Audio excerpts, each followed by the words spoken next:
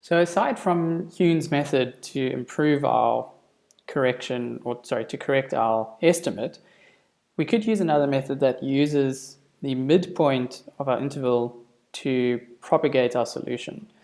So let's explain this graphically. If we have a graph that looks something like this,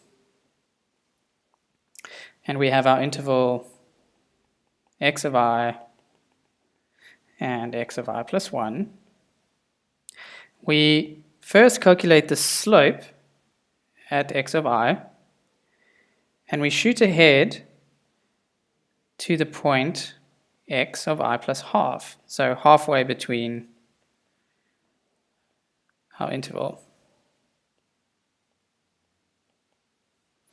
Okay, then once I get to this point, I'll have an estimate of y I plus a half, and I can calculate the slope at this point and use that to shoot me ahead to my last point, which is y of I plus 1. So essentially what I'm doing is I'm taking this slope,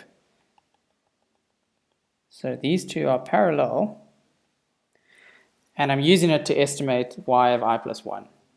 So in other words, I could write it like this.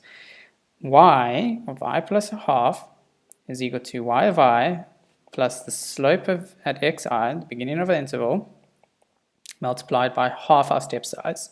So now we are at the halfway point, and we calculate the slope, and then we use that slope multiplied by our step size h now to project or estimate y at I plus 1. So we say y of I plus 1 is equal to y of I plus f of I plus a half, y of I plus a half, multiplied by our step size h.